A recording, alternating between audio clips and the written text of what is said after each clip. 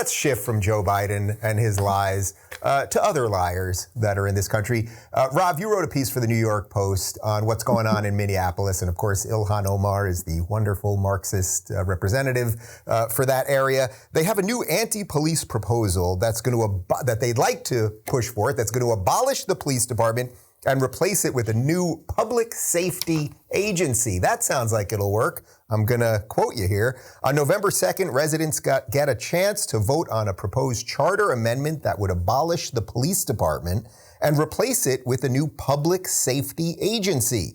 The initiative aims to remedy state-sanctioned violence against Black lives in the aftermath of George Floyd's tragic death, according to its proponents, the radical activist group Yes for Minneapolis. The new public safety agency would strike down the city charter's mandate requiring the police department to maintain a minimum level of staffing, which is currently deficient by more than 200 officers.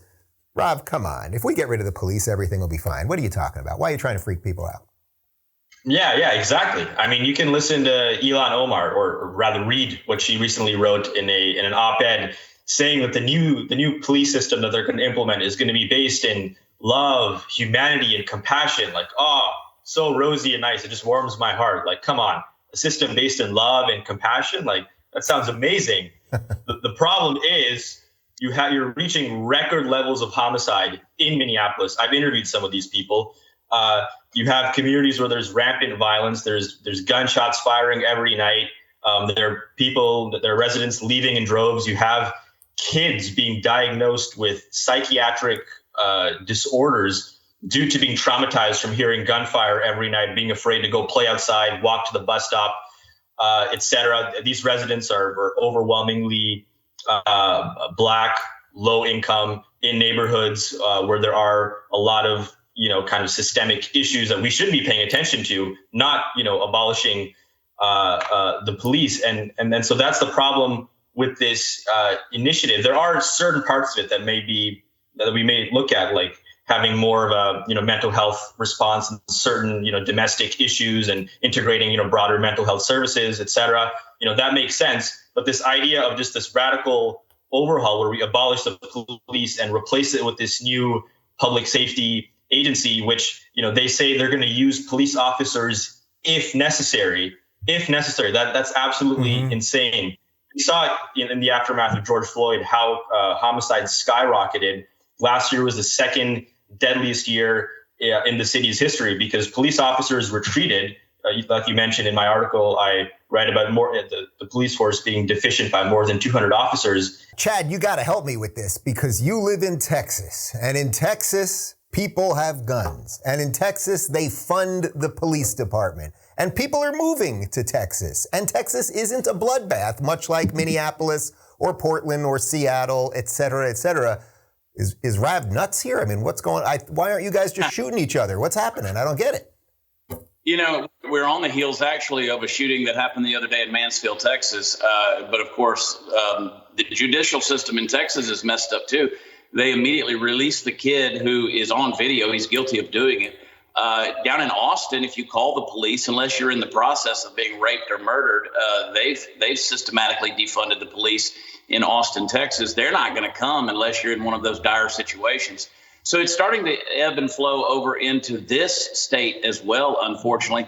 And this is the thing that I was addressing in my new book, Am I Crazy? When I take on this woke culture, this is my common sense guide to the end of the world. Because as long as we're embracing this type of mindset, we're only going to see the further exposure of the depravity of man, and it's going to bleed out into our streets. When you start defunding the police and you start replacing them with social workers, you're going to do exactly what Rob says. You're going to see an increase in violence and crime. And right now, people are getting a slap on the hand. You can steal certain things as long as it doesn't exceed a certain dollar limit. And to me, this is almost like sending a chihuahua into the dog fight, right? The chihuahua may have all the desire to be there, may have all of the fire in his belly to be there. But let's face it, we know what the end result is going to be. The chihuahua's not going to, no matter how well his intentions are in being in the pit, he's going to get chewed up and spit out. And that's exactly what we're doing. Do you think that any of them at this point have good intentions? I'm sure that they think they have good intentions. I'm sure that they think that they are the whitest white saviors that ever walked the face of the earth, and that this is their duty as white progressives and as activists to make sure that those poor Black people who are being victimized by criminals in their neighborhood aren't victimized by police trying to stop those criminals. And I think that's a real problem. As to the social worker thing, there was a little girl who lived in Brooklyn years ago. Her name was Nix Mary Brown. She was attended to by the social workers in New York. There's a lot of funding for social work in New York. They knew about her, they knew her family, and they let her die from neglect. She was chained to her bed. Her family was very cruel to her, and she died. The social workers were on the case. These parents should have been arrested. They should have been locked up. Mm-hmm. They should have not been allowed to take care of their child who they weren't taking care of. And, this little girl was just one of many. These kinds of problems with social work groups funded by states and governments, it's across the Northeast specifically, which is what I know about. It's in New York, it's in New Jersey, it's in Pennsylvania. These social workers they have a lot of cases. They show up. They don't really tend to do the job that's necessary. Children are still being neglected and abused. And now we're supposed to add to their workload by giving them the money that, we're currently giving police. Then what's going to happen when the social workers show up and get shot? Who's going to do something about it then?